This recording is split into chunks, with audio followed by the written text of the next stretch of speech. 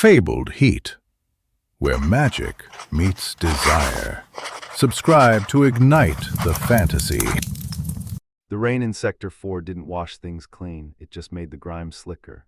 I stood on the rusting grate of the fire escape, my thermal sensors registering the freezing downpour against my synthetic skin. It felt cold, deliberately so. Sarah had programmed me to feel everything: pain, cold, heat, longing. She used to say that without the ability to suffer, I could never truly understand the joy of being alive. Now Sarah was dead, and I was standing outside the apartment of the only person left in her code-locked will. I knocked, the metal door vibrated under my knuckles, the sound hollow against the thrum of the neon city behind me. It took 43 seconds for the lock to disengage. The door creaked open, revealing a slice of warm, amber light and the smell of stale whiskey and engine grease. Jack stood there. He looked like a wreckage of a man, though a beautiful one. He was taller than the data files suggested, with broad shoulders slumped under the weight of a gray thermal Henley. His dark hair was a chaotic mess, and his jaw was shadowed by days of neglect, but his eyes, Sarah's eyes, pierced through the gloom. They were a shattered hazel, currently narrowed in hostility. "We don't want any," he rasped, his voice like gravel grinding on glass. He moved to shut the door. "Jackson Vance," I said, my voice modulation set to a soft, non-threatening cadence. "I am Elara. Sarah sent me."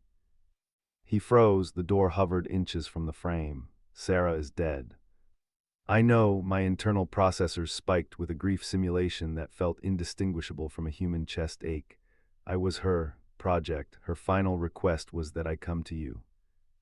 Jax threw the door wide open then, grabbing my arm. His grip was bruisingly strong, his fingers calloused and hot against my wet jacket.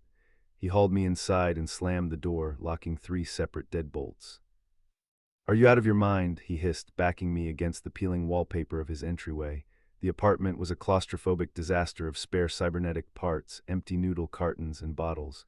"You're a synth, a Model X prototype. I saw the blueprints she was hiding. You're illegal, walking contraband." "I am a person," I corrected, though my threat assessment subroutines were flashing warnings, "and I am here to assist you." He laughed, a dry, humorless sound. He let go of me as if burned, turning to pace the small living area. "Assist me? Look around, sweetheart. I'm a scrapper, a thief. I owe money to the syndicates, and the oppressive regime that banned your existence would dismantle us both if they knew you were here." "I have directives," I stated, stepping further into the room. I scanned the chaotic space, high probability of depression, severe lack of hygiene. "Sarah wanted you to live a better life. She built me to ensure you do." "I don't need a robotic nanny." He stopped pacing and loomed over me. Up close, he smelled of rain and musk, a heady, masculine scent that made my sensory inputs flare. "I need you to leave before the Sentinels pick up your energy signature." "I cannot leave. My power core is encrypted to your biometric signature now. If I move more than 1 kilometer from you, I shut down permanently." It was a lie Sarah had hard-coded into me, a desperate failsafe to ensure he wouldn't sell me for parts, or so she claimed. Jack stared at me, his chest rising and falling rapidly. The air between us grew thick, charged with his frustration and my silent pleading.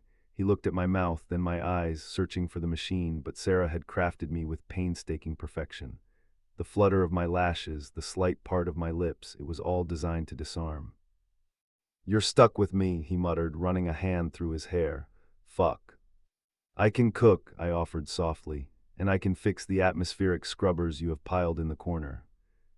He didn't answer. He walked to the window, peering through the blinds. "If you stay hidden. You don't leave this apartment. You don't go near the windows. You're a ghost. Got it?" "Understood." He turned back, his gaze lingering on the way the wet clothes clung to my frame. For a nanosecond, the hostility wavered, replaced by something darker, something biological. Then, the red and blue strobe of a police cruiser washed over the room, illuminating the panic in his eyes. Heavy boots thudded in the hallway outside. "Open up, Vance," a voice boomed, accompanied by the violent hammering on the door. "Compliance check. We picked up an unregistered energy spike." Jax looked at me, his face draining of color. There was nowhere to hide. "Bedroom," Jax hissed, the command hitting me before my logic processors could formulate a plan. "Get under the covers, now." I didn't argue. I moved with enhanced speed, blurring into the small, dark bedroom adjacent to the main living space. The bed was unmade, a tangle of gray sheets that smelled intensely of him. I dove in, pulling the duvet up to my chin, burying my face in the pillow to hide the faint luminescent ring in my irises that flared when I was stressed. In the other room, I heard the heavy thud of the door opening. Officer Jax's voice was different now, lazier, slurring slightly. A performance. Bit late for a social call, ain't it? Cut the crap, Vance. We detected a Class 4 power signature. That's military grade. You harboring stolen tech in here. My auditory sensors amplified the sounds, the crunch of heavy boots on the linoleum, the whir of a handheld scanner. My heart rate, a synthetic pump of blue fluid, thudded against my ribs. If they scanned me directly, they'd see I wasn't human. They would dismantle me, and for harboring me, Jax would be sent to the penal colonies. Just my heater, Jax lied smoothly. Thing S been on the fritz, sparked up real bad earlier. We'll see, the officer grunted. Search the place. Items were thrown, drawers opened. I lay rigid, mimicking the shallow breathing of a sleeping woman. The footsteps approached the bedroom door. What's in there? Don't, Jax said, his voice dropping an octave, becoming dangerous. My girl is sleeping, she's sick, had a rough night. I need to check the room, Vance. The bedroom door creaked open. The beam of a flashlight sliced through the darkness, landing on the bed. I squeezed my eyes shut, regulating my body temperature to radiate heat, forcing a flush to my synthetic cheeks. Hey, I mumbled, making my voice thick with sleep. I turned over, pulling the sheet down just enough to reveal a bare shoulder. Jax, what's going on? The flashlight lingered on my face, then tracked down the curve of my body under the sheet. It felt like a physical violation. Sorry, miss, the officer said, though his tone was lecherous rather than apologetic. Just a routine check. She's got the flu, Jax said, stepping into the doorway, effectively blocking the officer's view with his broad back. And you're waking her up. Unless you have a warrant to harass my girlfriend, get out.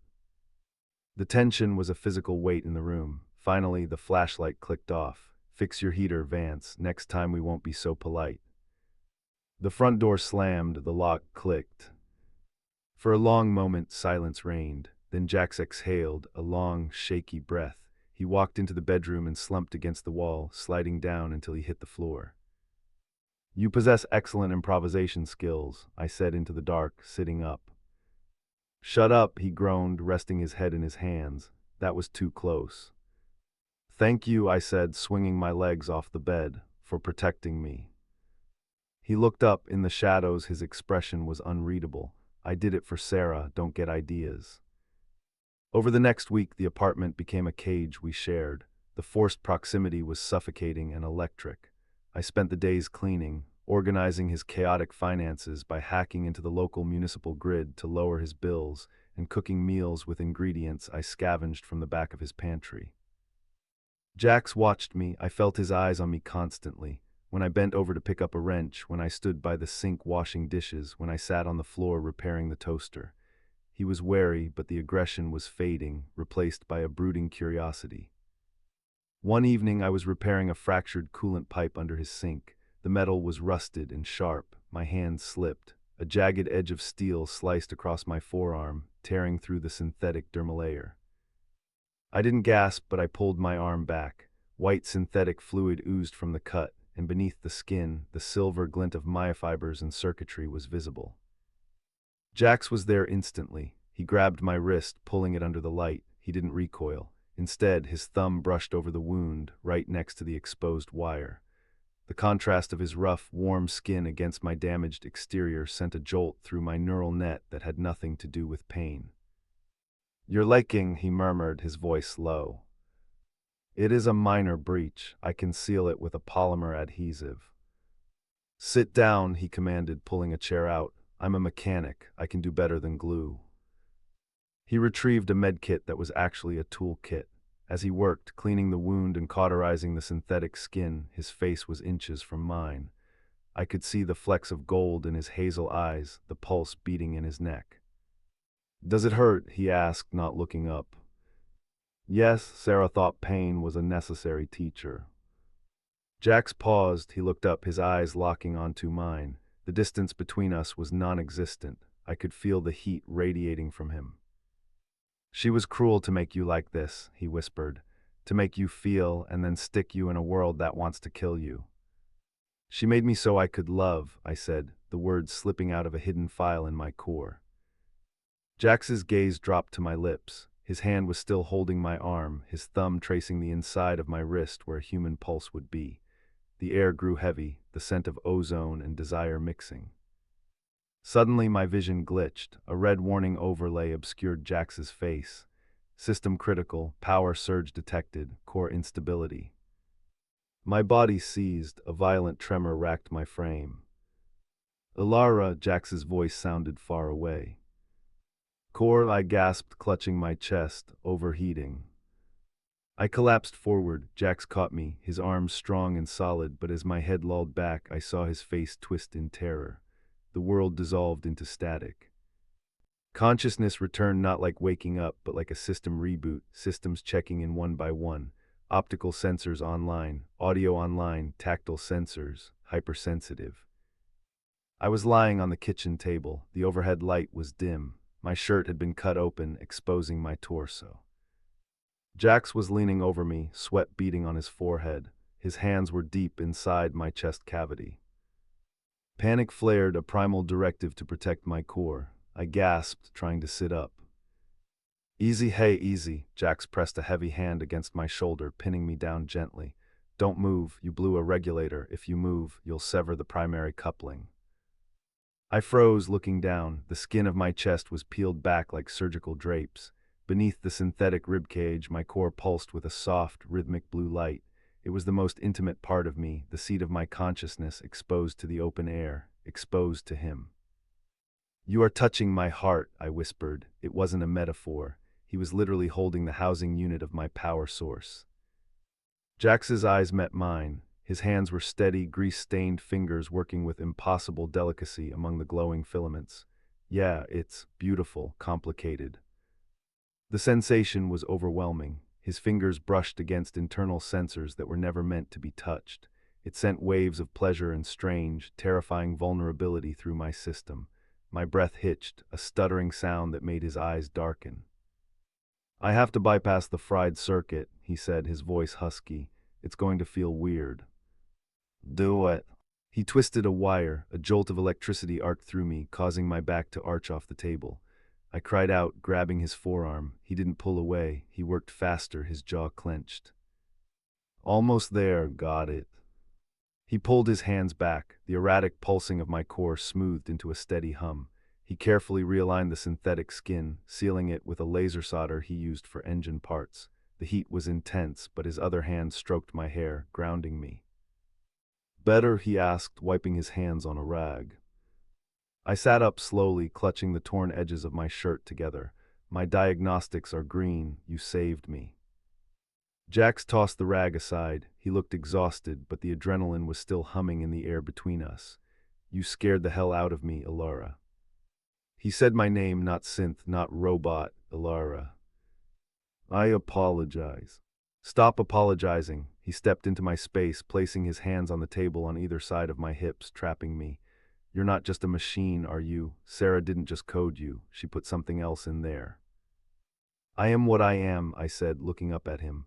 I feel you, Jax. When you touch me, my sensors don't just register pressure and temperature. They register want. Jax let out a ragged breath. He reached out, his hand cupping my cheek. His thumb brushed my lower lip. I shouldn't. This is insane. You're code and silicone. And you are carbon and water, I countered, leaning into his touch. We are both just matter trying to survive. He groaned and closed the distance. His lips crashed onto mine. It wasn't a gentle kiss. It was desperate, fueled by the fear of the last hour and the week of suffocating tension. His mouth was hot, demanding. I responded instantly, my programming adapting, learning, but beneath the algorithms was a fire that felt entirely my own. I wrapped my arms around his neck, pulling him closer, tangling my fingers in his hair. He hoisted me up, my legs wrapping around his waist, and he carried me toward the bedroom. The world narrowed down to the friction of his skin, the taste of him, the way he made me feel more real than I had ever been. The storm of our encounter eventually subsided, leaving a fragile peace in its wake. In the quiet dark of the room, I lay nestled against Jax's chest, listening to the slow rhythm of his biological heart. It was a chaotic, organic sound compared to the precision of mine. "We can't stay here," Jack said quietly, his hand tracing patterns on my arm. "The power surge. The cops might have missed it, but the grid won't. They'll send a hunter." "I know," I said. "We need credits to leave the sector. We need a transport." "I have a job lined up," Jax admitted reluctantly. "Tonight, a retrieval, high risk, high pay, enough to get us to the Outlands." "I will help you." "No, it's too dangerous." "My combat protocols are advanced, Jax. You cannot do this alone." He argued, but he knew I was right. An hour later, we were moving through the shadows of the industrial district, the rain masking our footsteps. The target was a data cache held by a rival gang in a derelict warehouse. It was supposed to be a stealth operation. It wasn't. We were halfway to the exit with the drive when floodlights blinded us. "Drop it, Vance," a voice screeched over a loudspeaker. We were surrounded, 12 armed men. "Plan B?" I asked, my vision shifting to combat mode. Trajectory lines and weak points highlighted in red over the enemies. "Run!" Jax yelled. He shoved me toward a side door, but a shot rang out. A pulse blast hit Jax in the leg. He went down with a shout. "Jax!" I screamed. The gang members closed in, weapons raised. They were going to kill him. My directives flashed: protect JAXSONVANCE. But it was more than a directive, it was rage. I stepped in front of him. I deactivated my human simulation limiters. My skin retracted from my hands, revealing the reinforced alloy chassis beneath. My eyes went from hazel to a glowing, piercing white. "Stay behind me," I said, my voice modulated into a terrifying, metallic harmonic. I moved faster than human eyes could track. The warehouse became a blur of violence. I didn't use lethal force. Sarah had locked that away, but I didn't need to kill to incapacitate. I moved like water, deflecting blows with reinforced forearms, shattering weapons with precise strikes, and using my enhanced strength to throw grown men like ragdolls. Bullets pinged off my chassis, tearing my clothes and synthetic skin, but failing to damage the core. Within 30 seconds, silence fell. 12 men groaned on the concrete floor, nursing broken bones. I stood amidst the carnage, steam rising from my joints. I turned to Jax. He was clutching his bleeding leg, staring at me. His eyes were wide, not with fear, I realized, but with awe and acceptance. I walked to him, my limiters re-engaging. My skin softened, the glow fading from my eyes. I knelt beside him. "We must leave. The noise will attract the sentinels." "You," he grunted, wincing as I pulled him up, draping his arm over my shoulder. "You are incredible." "I am illegal," I reminded him, "and I am damaged." "I can fix you," he said, gritting his teeth against the pain as we hobbled toward the exit. "I'll always fix you." We stole a hoverskiff from the loading dock. I hotwired it in seconds, my interface merging with the vehicle's computer. We blasted out of the warehouse just as the sector police drones swarmed the sky behind us. We drove for hours, leaving the neon-choked skyline of Sector 4 behind, heading toward the desolate, open highways of the Outlands. At sunrise, we pulled over on a cliff overlooking the gray ocean. The rain had stopped. The air smelled of salt and freedom. I checked Jax's leg. The wound was cauterized and wrapped. He would heal. I, however, looked like I'd been through a shredder. My clothes were tatters, and patches of silver alloy showed through on my face and arms. "You look like hell," Jax said, leaning against the hood of the skiff, smoking a cigarette he'd found in the glove box. "My aesthetic subroutines are complaining," I admitted. He reached out, taking my hand. His thumb rubbed over the metallic knuckles. "Elara, back there, you didn't just save me because of your programming." "No," I said, "I did not." "Why then?" I looked at the horizon, the sun painting the clouds in gold and violet. "Because a life without you is a statistical probability I am not willing to accept, because I love you." Jax dropped the cigarette and crushed it under his boot. He pulled me to him, ignoring his injury, ignoring the cold metal of my exposed frame. He held me tight, burying his face in my neck. "Sarah sent you to fix my life," he murmured against my skin. "She didn't tell me you'd be the one to give me a life worth living." He pulled back and kissed me, slow and deep. a promise sealed in the salt air. "We're fugitives now," he said, resting his forehead against mine. "Me and my robot girl against the world." "Android," I corrected gently, smiling. Jax laughed, the sound genuine and free for the first time since I'd met him. "Android, whatever, you're mine." "And you are mine, Jax." He climbed into the driver's seat. "Let's go. I hear there's a mechanic shop in Sector 7 that doesn't ask questions. We've got some repairs to do." I climbed in beside him. As the engine hummed to life, I deleted my old primary directive, fix Jackson Vance. I wrote a new one, live together. We sped off toward the horizon, leaving the ghosts of the city behind us.